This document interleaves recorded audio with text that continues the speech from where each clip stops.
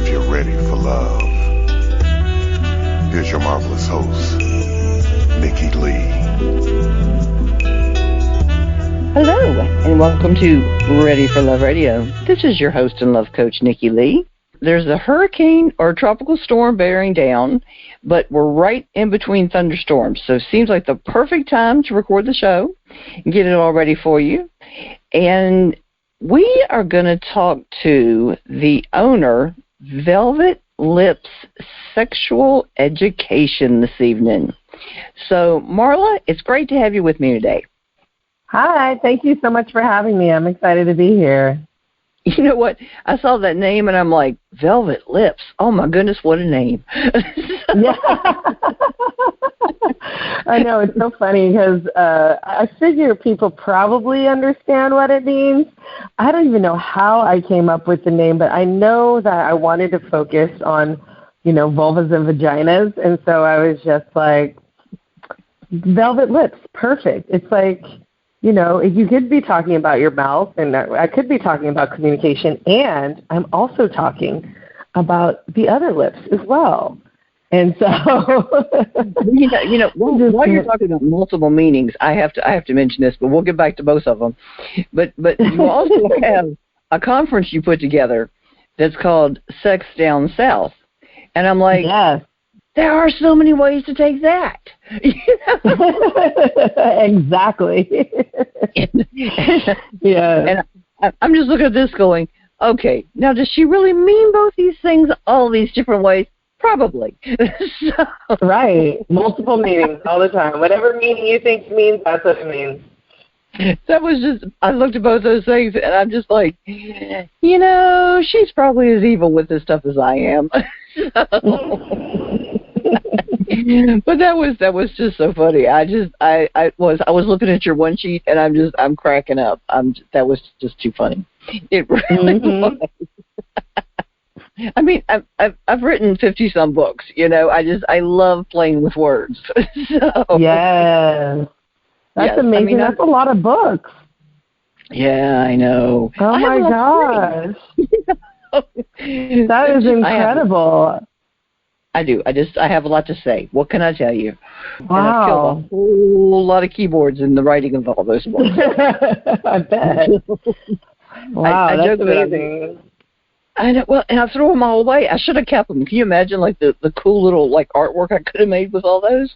Well, let me tell you a little bit about Marla, and then we've got all kinds of stuff we're going to talk about. So Marla Renee Stewart is a sexologist and a sex coach who runs her own sexuality education company, Velvet Lips, and she's also the co-founder of the Sex Down South Conference. And I tell you what, I watched the promotional video for that, and I shared it with a couple of friends of mine, and I listened to them as they were watching it. That was the most entertaining phone call I've had in a long time. That was hilarious. Yes. I'd watched it earlier, and I said, you all have got to watch this. And like I said, just listening to the video while they were watching it was great. It was great. But it looks like y'all have a fantastic time during that conference. Let me see. Now, Marla has studied human sexuality for more than 19 years. See, I've only been studying for 11 years, so you've got 8 on me. She's given over 400 workshops all over the world. She's also been featured on a variety of media outlets, including Netflix Trigger Warning with Killer Mike and Love and Hip Hop Atlanta. You're in Atlanta, right? In Fort Lauderdale, but I go back and forth between Atlanta and Fort Lauderdale. Oh, okay. And she co-wrote her first book, The Ultimate Guide to Seduction and Foreplay, with Dr. Jessica O'Reilly, that debuted in April of 2020. That's actually how I heard about you. Somebody was talking about it. Yeah. So you just never know how I'm going to find people. So it is very good to have you with me this evening, and we're going to talk about all kinds of things about your business and your book and the conference and just all kinds of things we can talk about. So how did you get into this field? You did this. This is a fascinating field to be in, but how did you get into this? So I got into this field really, I kind of want to say like, or organically, right? So I was in college, and I guess I kind of had been prepped for this because my mother was really, I would definitely tout her as somebody who was sex positive. Like she just really educated me from the time of second grade on. But I wanted to be a model, actress, singer, so it wasn't until college that when I was dating and talking to people and, having a great time, that my friends were coming up to me. I was also studying human sexuality at the time, too. So my friends were just coming up to me and asking me, like, hey, Marla, asking me for all sorts of sexual advice. And a lot of it had to be a lot of it had to do with, them, talking about coming to orgasm or, advice around like who they were dating or what was going on with their bodies. So I'm guessing I just pretty much have I embrace folks and I have a non-judgmental attitude. So lots of people tend to open up to me. So I really say that is sort of how it really got started, or how the seed was really planted. And then, when I went to grad school, I was just like, okay, I know what I want to do. I want to do my sex ed business. And so I basically was like, okay, what I'll do is I'll finish grad school and then I'll do the sex ed business. And my best friend was like, just do it now. Like by the time you've, get everything going, like you'll be out of grad school. And I was like, oh, okay. And I did that. And that actually worked out really well. And so, it all came together just, and when I tell you, random strangers will come up to me telling me about their sex lives. It's very bizarre. And when I tell people this, people are like, nobody does that, until I'm out with them, and then some random stranger comes up to me and starts talking to me about their sex lives, and they don't even know me or know what I do or anything. And it's just absolutely bizarre, but I'm happy. I guess it really is my calling, and so I've accepted it, and I'm leaning in toward it, and it feels good. And your friends look at you like you're nuts, don't they? Well, not anymore. They used to. When I first become friends with somebody, there's one meme I put on my Instagram page a while ago, but it was like, I'm the one friend that your friends have to warn you about, right? Yes. Or like they have to warn their friends about or whatever. Like, I'm that one friend where like, I'm going to probably start talking about sex because I talk about sex 24/7 and it's my life and I love it.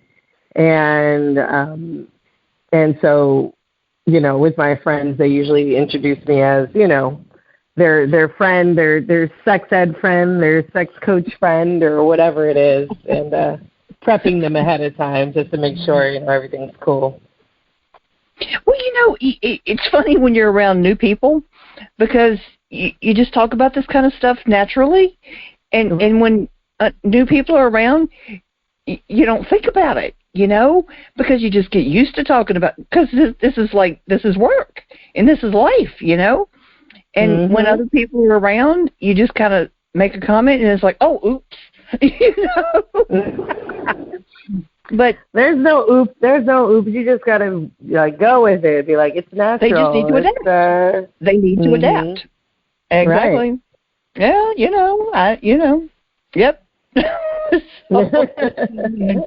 I do manage to rein it in when I'm around my dad and my brother, because that would be bad. But I'm not around them much. But yeah, so they haven't yet figured out what a love coach is, and I think this is probably good. So their friends have all kind of like tried to figure it out, and they've gone way too far overboard. But whatever, But yeah, whatever. That's their problem. But I come from a very uptight, repressed family. Oh, wow. Oh yeah. Not the kind of family you came from. So. Yeah. Very opposite of my family.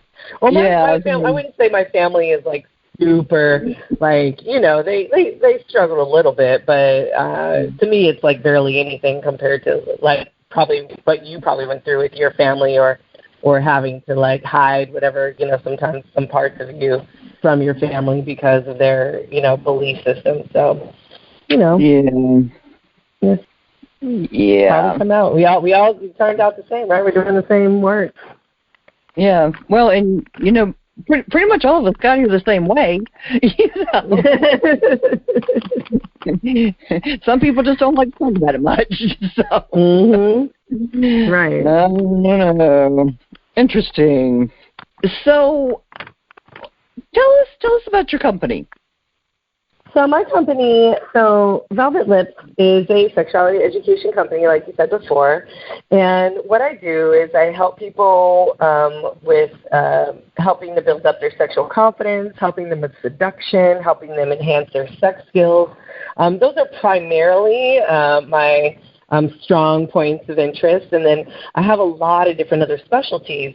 Because I'm so interdisciplinary, I teach a lot of different categories. So within those three things, so the building sexual confidence, the seduction, and the sex skills, I also help folks who have varying identities. So whether that's different lifestyles, or they're alternative or diverse sexual communities, whether they're kink, BDSM, whether they're in HIV, public health, or have some other, particular issues, I pretty much can cater to those folks.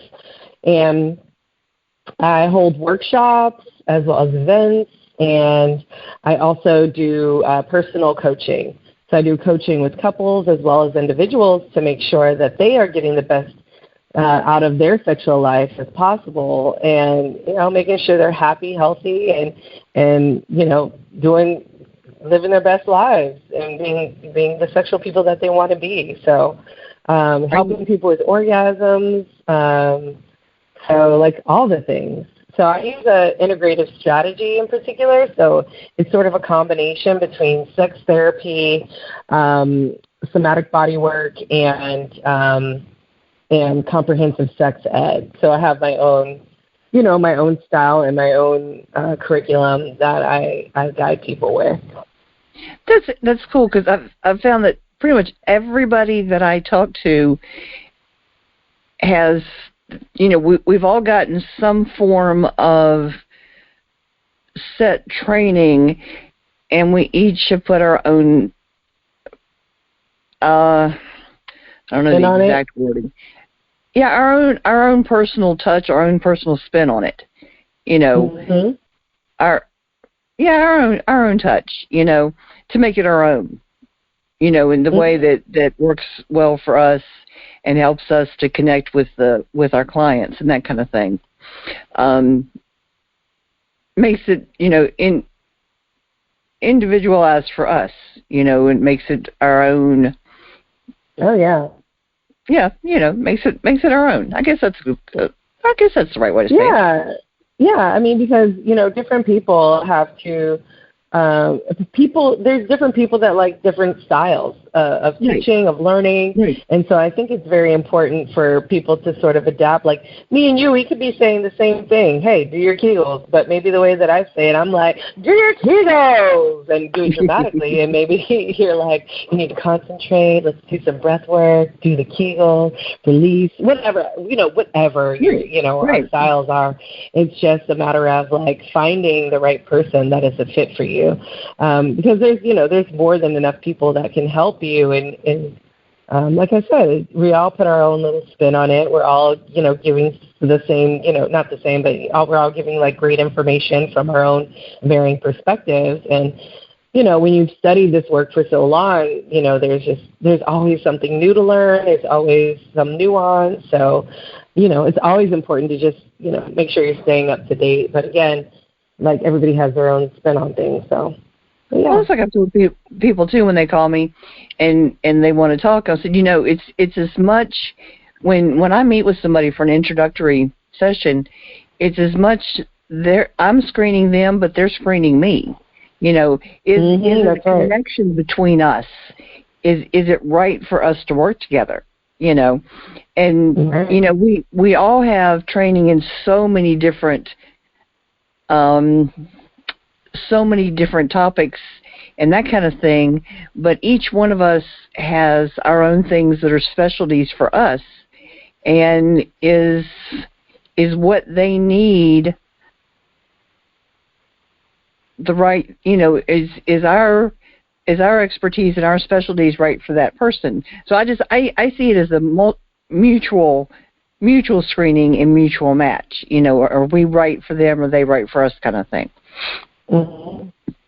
But it's interesting. I always think an introductory session with a new person is just so interesting, because it's almost like when you, this might not come out right.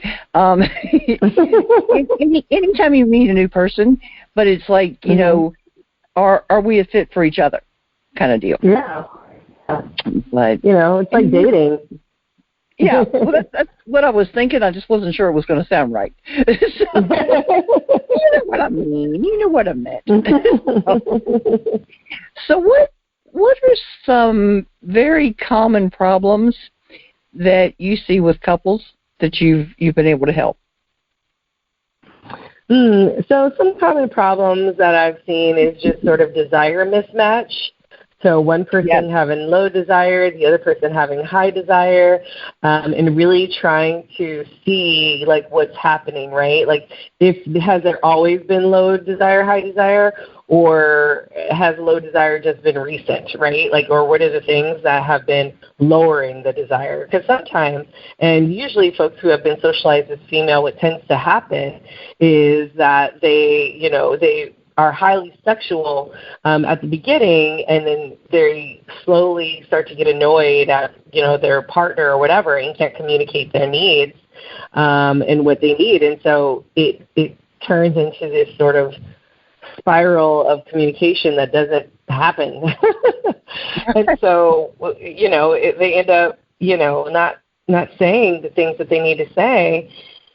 And that can cause just a lot of resentment, right? A lot of resentment. Or if there's arguing, or if there's not enough affection, if there's not, like, maybe romance, like things that people need in order to, like, get those hormones going, right? Get those dopamine, the oxytocin. If you can't get those flowing with everyday, needs, then the desire is going to go down. So the person with high desire most likely probably already has high desire and will continue to have high desire.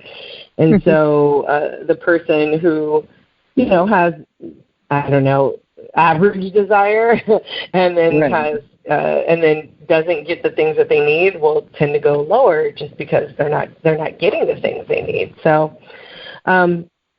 so that's one of the things that tends to happen. For my single people, I think being able to, I have a lot of single men, so, like, sometimes it's around, like, how to date, how to talk to women, how to flirt with them, figuring out what they want, right? Like, because sometimes a lot of men don't even know what they want. I have, a guy right now who's like, do I want to be in a monogamous relationship? Maybe I want to try polyamory. Maybe I want to do something. He's, like, all over the place, right? Like, and so really trying to find and tap into his own desires. And so I have some men like that who really, are like dating and really need help, maybe dating or trying to get to the first kiss, and talking consistently to women. So that's another portion of my clients. And then I have some clients that have dealt with some infidelity.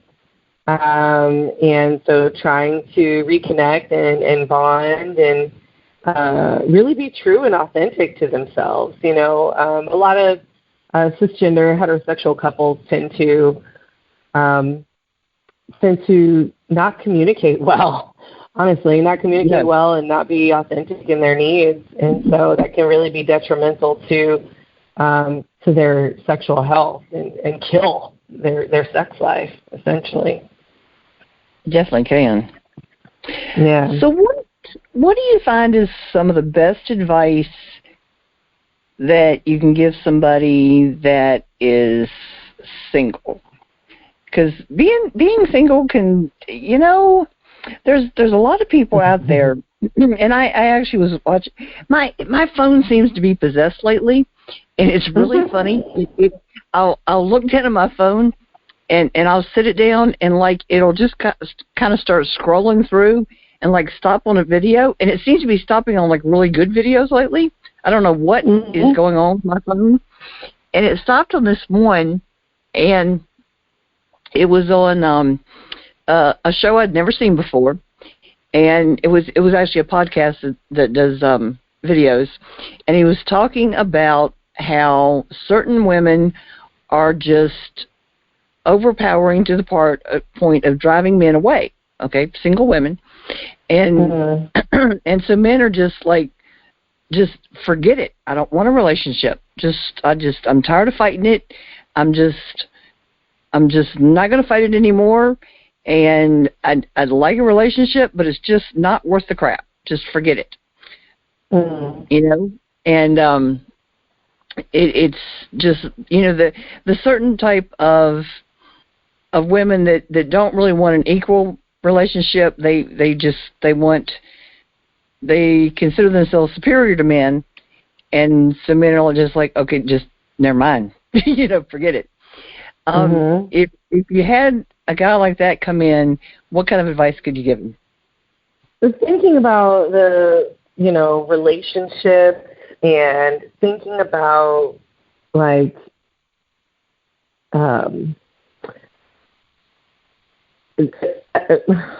so in this world, right, that we're currently living in, we really want to be, what do you call it? Like, sexually satisfied, but we really want it now, want it here, and like don't want to do the work. And sometimes so for men who are just like, I'm not thinking about a relationship, or I don't want to go into a relationship, I really think that it's a matter of what are they seeing, right? Who are they surrounding themselves with? I don't think it's not wanting to put in the work.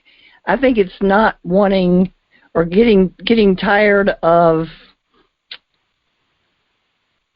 dealing with women that want to degrade men, because there are women out there that are doing that on a regular basis.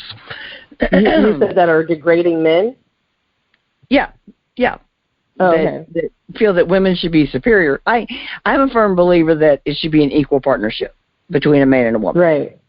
Okay. Right. I don't think the man should be superior. I don't think the women should be superior. I think that the man and woman should be on equal footing in a relationship and build a relationship or a family or whatever they want to have together. Right.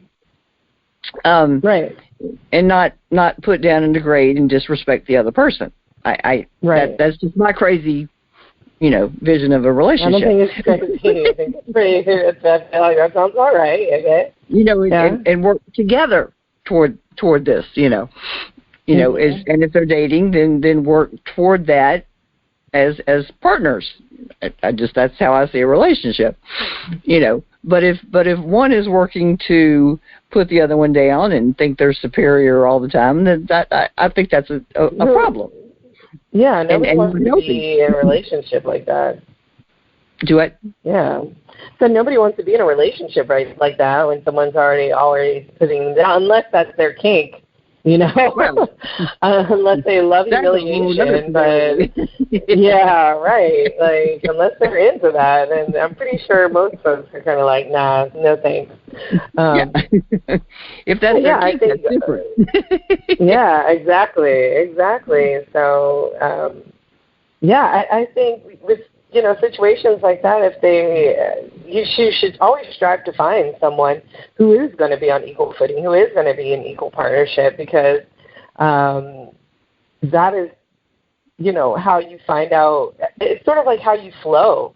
Right. What are you good at? What are they good at? And how do you two mesh together? And right. So, yeah, it can be hard. I feel like Yeah, if men are feeling frustrated, I just feel like maybe they don't know what they want, and they're not really they haven't really thought about it. You know, sometimes I think men do the same thing too. They kind of like not necessarily get trapped, but like you know, put themselves in a situation where they're like, wait a minute, actually I don't like this, but then don't necessarily know how to get out of it. And yeah, so, I think a lot of people don't know how to or hesitate to end a relationship when they should. Right. Exactly. That's what we need to do. How and when to end a relationship that's not working for you. That's a good subject. Need to tackle that. Mm-hmm. Yes. Yeah.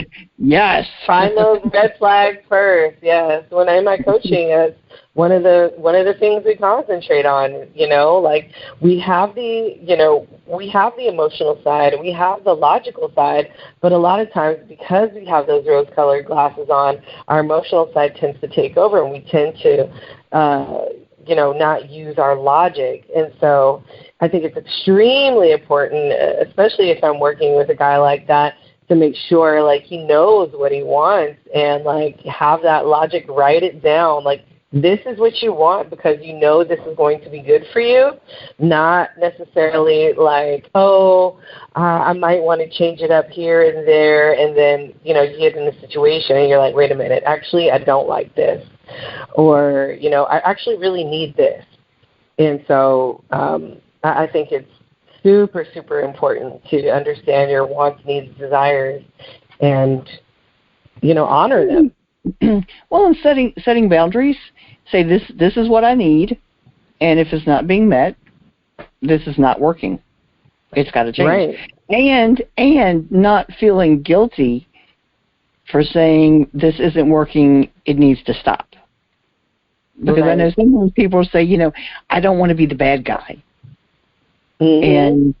And realizing it's not healthy for either of you, and you're not being the bad guy, you're actually doing what's right for both of you by ending it. Mm-hmm. Because it's like, I don't want to be the bad guy. I don't want to be the one that says we need to break right. up. But if it's not healthy, you're not being the bad guy. Even though the person may be really mad at you for a short time, you're not being the bad guy. You're actually doing what's healthy for both of you. Exactly. That's right. See, this is easily a whole show right here. All right. Now, what if somebody has decided for a time, and I know some people are going to cringe when I even say these words, but what if somebody's decided for a time not to have sex, or they're recovering from kind of a trauma, could be sex-related, could be another kind of a trauma, or could be from some kind of a health situation, and they're thinking they want to get back into action.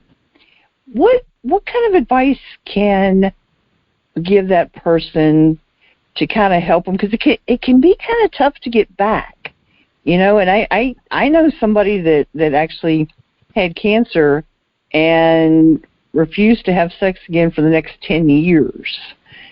Wow. And I think there was other things going on there, but just as an example. So how can we help people get back?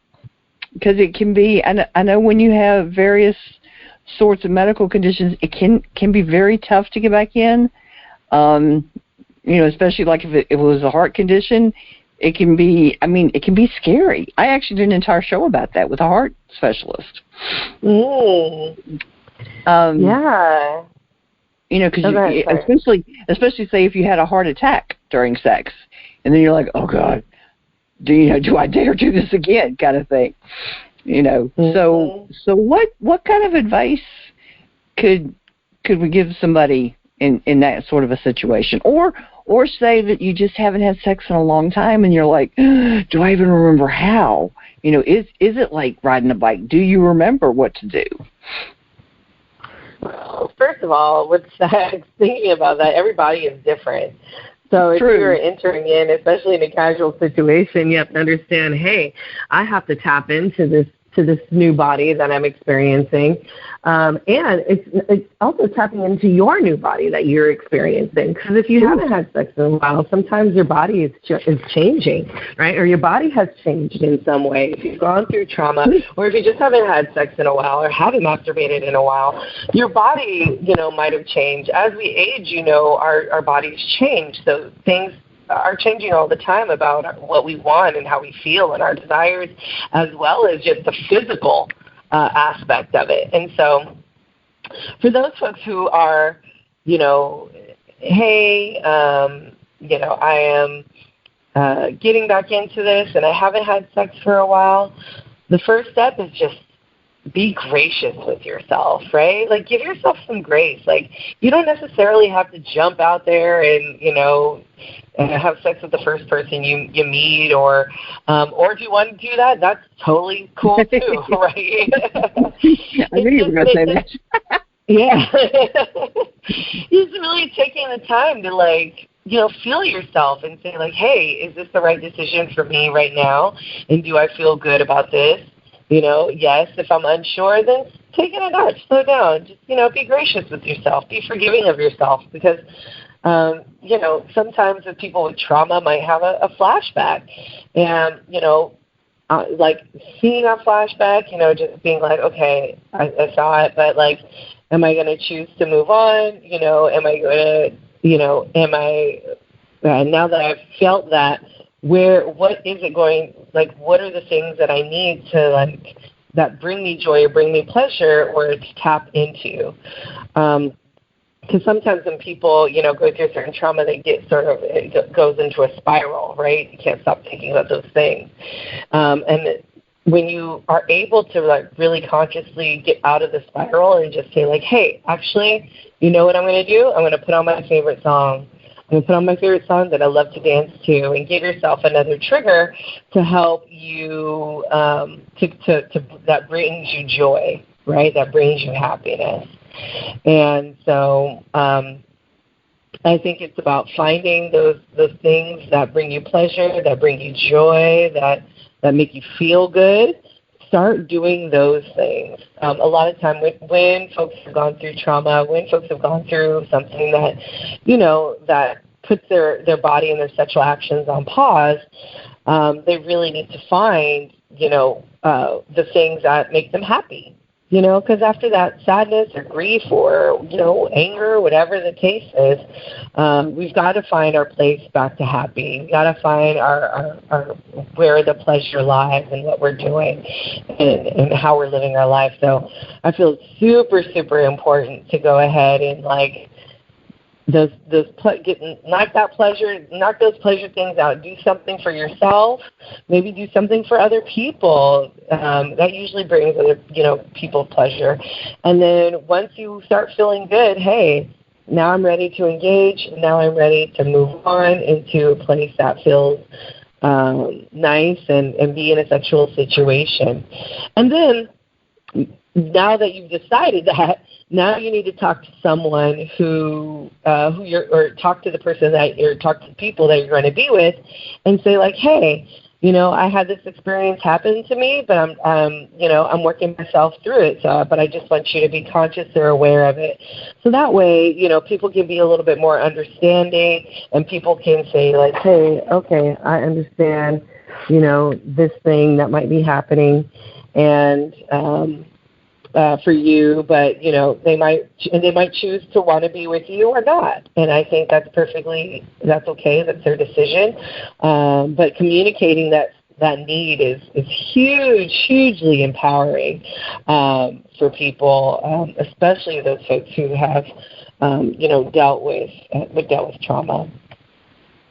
Definitely. Well, and the thing is too, there's always the chance that, especially the first couple times, that the person may do something that'll bring back a memory for you, and they need to, and you may react somehow that you don't expect, and it's really important that they're ready, that they'll know why you react a certain way, and I mean that's like if somebody touches my neck a certain way, I'll react. I will. So it's very important that I tell that to somebody ahead of time, and then they avoid touching my neck a certain way, And if and that eliminates that possibility, and that that keeps things in a very positive light, because I don't want, because if they do touch it a certain way, that's going to make things very negative very fast. And to say it kills the mood is a humongous understatement, So if you can eliminate that possibility, I mean, it's good if you know what the trigger is going to be ahead of time, but sometimes you don't. Sometimes you just don't know what it's going to be, But right. I mean, that way you can head off something that could be very negative and have a very bad impact on you ahead of time. And like I said, you don't want that kind of thing happening without the person being forewarned. And like you said too, the person can decide if they do or don't want to be with you that way. And the thing is, you don't want to. You need to be prepared that they may not be able to handle it, and they may decide not to be with you. And you shouldn't take that personal. Not everybody can handle it. I mean, they can't. Yeah, that's right. Yeah, and actually,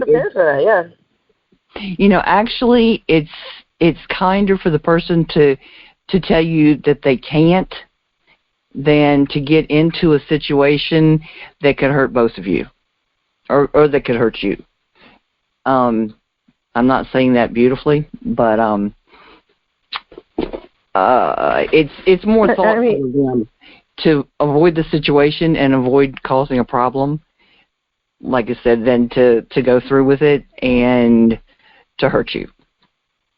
Maybe that's better. Yeah, I just think that, when you don't want to cause harm, right? Or you don't want somebody to harm you. And so to have that flashback and to relive that, you definitely want to be able to be like, hey, let me just take a step back. Let's take a step back. Let me do a deep breath or something. Or if you don't want to, if that person doesn't want to be with you, you just have to be like, hey, you know what? There's other people out there that might be suitable for my needs and my desires and who are better equipped for understanding, the things that I'm going through. Well, and the thing is, if you've waited, wait for the right person, Wait for somebody that's going to be caring, and it'll be better. So, Definitely. It does make a difference. I like that. See, I thought about that question. I said, you know what? I bet you she's a good person to ask this. That was a personal one. I said we can get through this. Let me see. See, I'm not afraid to tackle the hard questions. Yeah. Part of our work, right? I share a lot of very personal stuff on here, but I figure that it's stuff that needs to be said, and if me tackling something that's really tough for me helps one person that's listening, it's worth it. It is totally worth it. So let's talk about this conference you do. What sort of themes have you done in this conference? Yeah, we've had, our first one was around spirituality, thinking about, being in the South. And so we did, sex and spirituality. Our theme this year is Sex Through the Ages. Last year, Sex Through the Ages this year is basically, about how we've experienced sex through our ages. And then last year, I think it was fluid. So thinking about, however you interpret that. So whether that's fluids as in body fluids or fluid as in your sexuality or sexual identity. We've kind of tackled all of those things. We've had some, I'm I can't remember what our other themes have been. Oh, political. We talked about the political, right? How Sunny Megatron, when she was a sex celeb, her and Ken talked about, like, they had they were talking about, like, fucking for freedom, hashtag fucking for freedom. So it was sort of like the personal, political kind of feminist little mantra around, like, how politics affect our sexuality. So that was like 1 year. So yeah, I've had all sorts of different kinds of themes that have all been really fun, really great. And of course, lots of people don't adapt to the themes, but some people do. So that can also be, I think that's really cool too. So this year we do have a number of workshops that are specifically catered to thinking about age and how different things, different experiences that we have might differ because of our ages. So I'm excited about that. Sort of sex ages, thinking about our sexual scripts and how we've grown up and how we've changed through our life. I did a series of articles one time based on sex in your 20s, 30s, 40s, and 50s, and it was a cool set of articles. So yeah, I can see how that'd be a neat theme to do. So what I'm curious. So I'm from Virginia, and I've seen. I mean, I consider that part of the South, but I mean, I know that as you get deeper south, it's definitely different. What do you think is the largest obstacle in the South regarding sexuality in all of its facets? So, Virginia is definitely the South. Well, kind of, sort of, yeah. It's like it's sort of in between, but thinking about the sexuality in the South, particularly, it's really around the Bible Belt, and thinking about, like, the religious, the religious.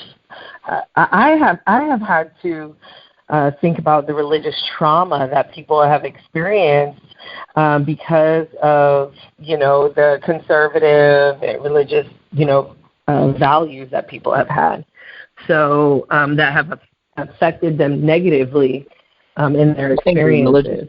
Dogma, yes. Yeah, and so thinking about how that has affected people's sexuality, repressed people's sexuality, is challenging. It's like, how do you come from a repressive sexual space into a more liberated space if you don't know what that looks like, right?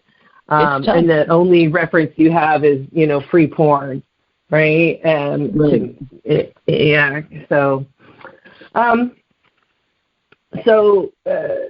and it's interesting here too, because there's so many different groups. Like I remember coming from the Bay Area, and I remember being like, oh my gosh, here when I was living in Atlanta, it's like, oh my gosh, there are swingers groups everywhere. There are kinky groups everywhere.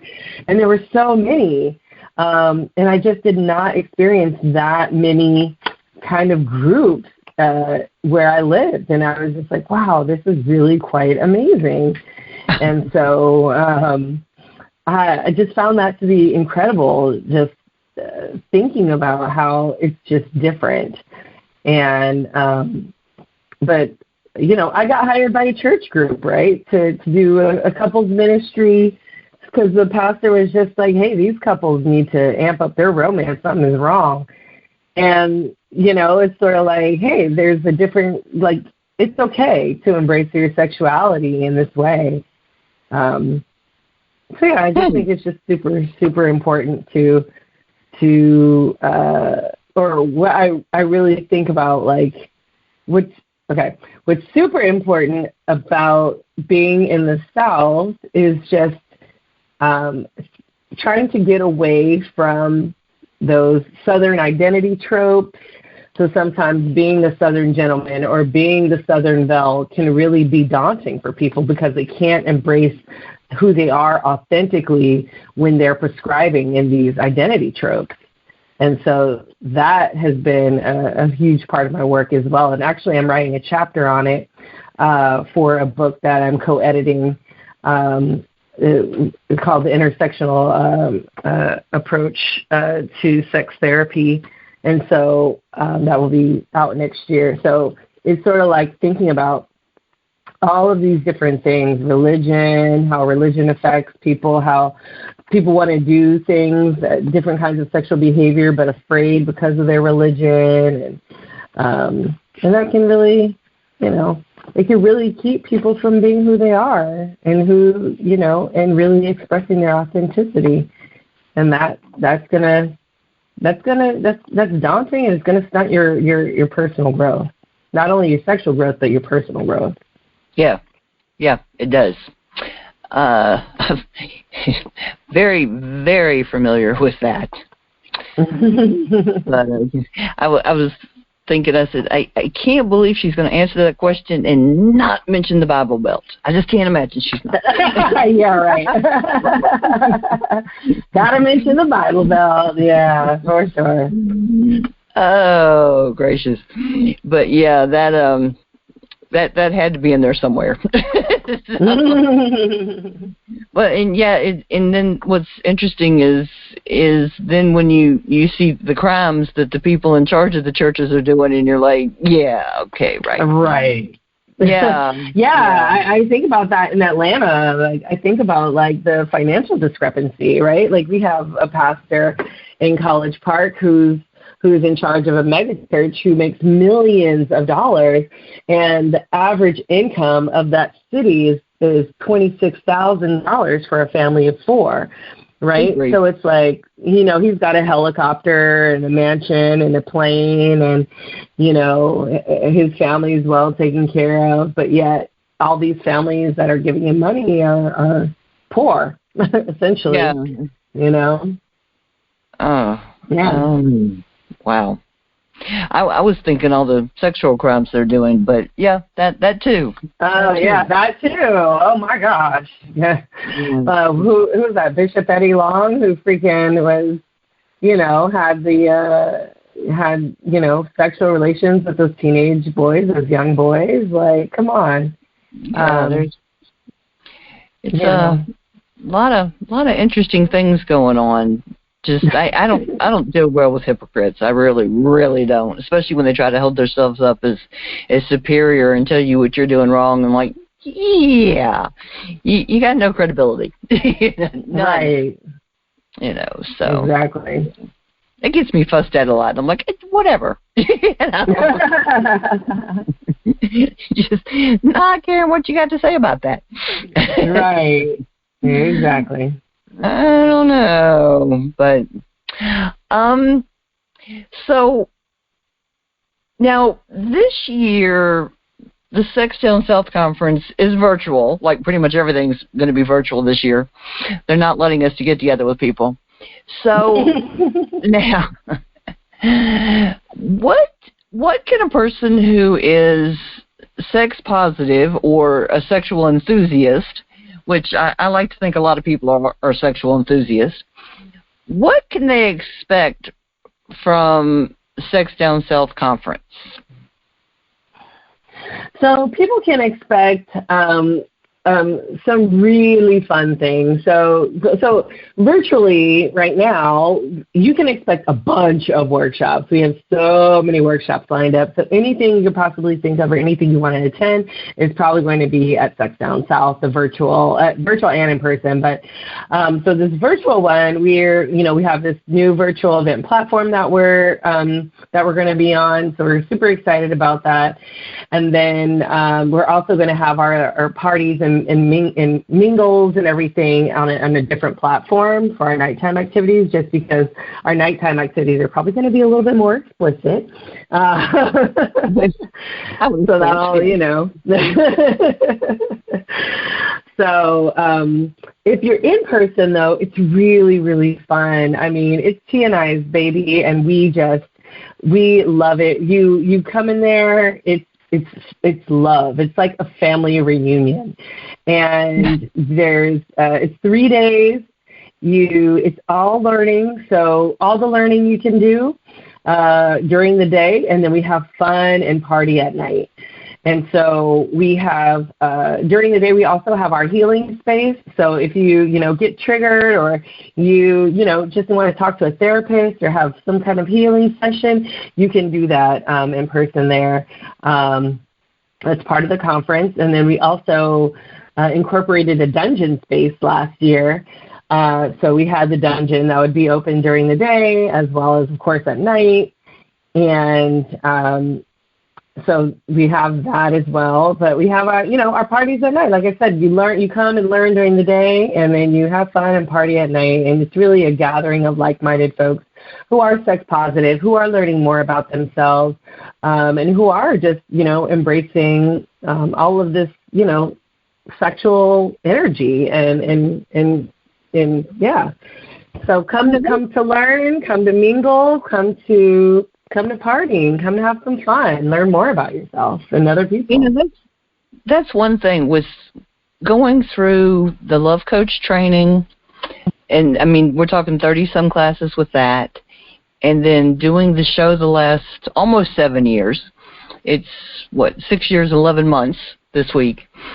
And I've learned so much with all of the people I've interviewed, and then also quite a few of my clients.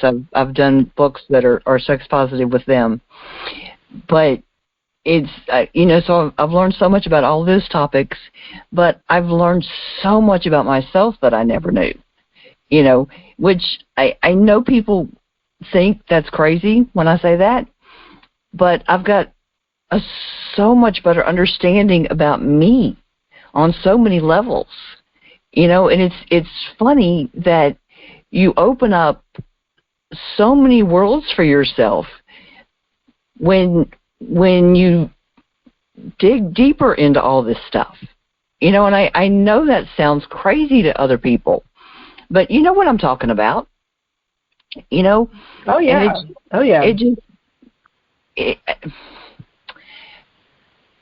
It's hard to explain to people sometimes, but it just, as soon as I started studying and going through the classes with Dr. Ava, and all this, I started feeling different. I started seeing things different.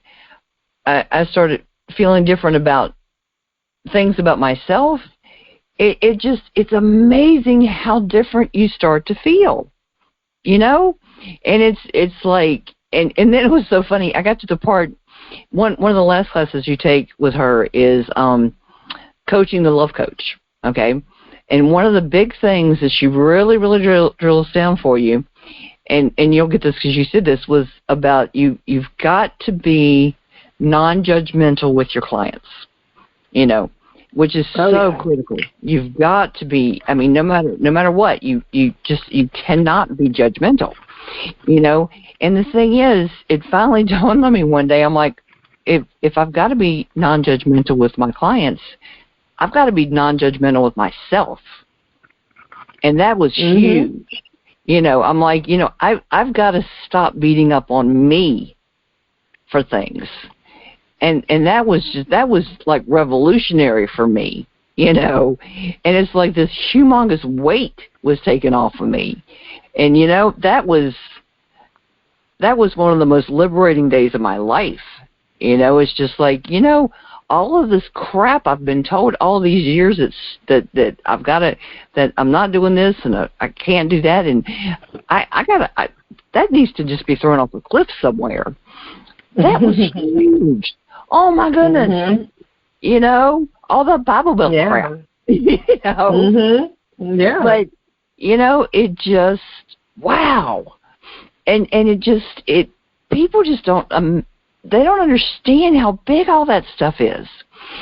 And it just, you see the world and you see other people and you just see everything so much different. Sure, there's a lot of problems in the world right now, but I got this. I'm okay. Whatever comes, I'm going to face it. I'm going to make this work.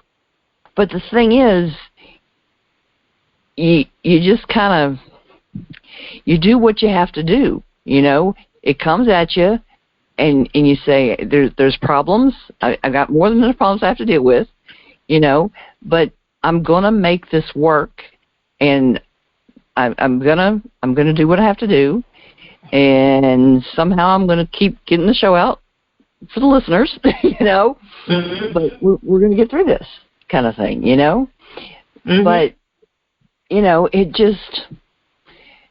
but getting the essence of yourself to a point where all that negativity is gone that was there for so long. That's the first step in making it easier to face all the other stuff. That was the first big step. And I really think that getting rid of all of that negative crap was a big step in what helped with all the other stuff. I really do. Mm-hmm. So it's amazing. Totally. It is amazing. But, all right. So what... Oh, Tell the listeners about your book. No worries. The book I co-wrote with Jessica O'Reilly, and the book is called The Ultimate Guide to Seduction and Foreplay. It came out in April. Super, super proud of it. We basically frame it with the seduction learning styles that I have been telling folks about for years and years and years. And we also frame it with Jess's core erotic feeling and the elevated erotic feeling. And so those are sort of the framework, the theoretical framework, and then we go into sort of practical exercises. So things you can do to build up your sexual confidence, such as verbal seduction, just affirmations. We have physical seduction. So we have some practical techniques. So, techniques for the penis and the vulva and vagina, and kissing techniques, seduction for busy people. We talk about pervertibles and props and toys and things. So it's sort of a really great guide on lots of different things that can help you with your seduction and foreplay, and make sure that you and your lovers get the things that they need. Seduction and foreplay, good stuff. Mm-hmm. Yes. Good stuff. And it was interesting. I saw in the description for the book it says foreplay is sex. That's right. Yes, foreplay is sex. Sometimes people, and I think it has a lot to do with a lot of cisgender heterosexual couples tend to be like, yeah, we did foreplay, which I'm like, well, what's foreplay? And then they're like, oh, well, a hand job and oral sex. And I'm like, it has sex in the title. That means it's sex. So hand sex, oral sex, anal sex, all of those are sex. so that's it is. Yeah, exactly. So that's what we mean. Foreplay is sex. Don't get it twisted. Make sure you understand that. Yeah, I know. I saw that in the description. I'm like, yes. Thank you. Oh, yeah. All right. Well, I will have links for all of Marla's sites and a link to the book, description for the book, her full bio. I only gave you part of it. And let me see. All the other information on my website. If you go to www.readyforloveradio.com/guide to seduction. I like that. Seduction is good stuff. Seduction and flirting and foreplay and all that stuff. Oh, yeah. Oh, yeah. Yes. I have to read your book just to see if I missed anything. For sure. Fun You'll topic. learn a lot. Well, always good to know those things. All right. Well, thank you very much for being with me today. Yes, thank you so much for having me. I appreciate you having me on today. Oh, yes. And listeners, I'll be with you next time on Ready for Love Radio.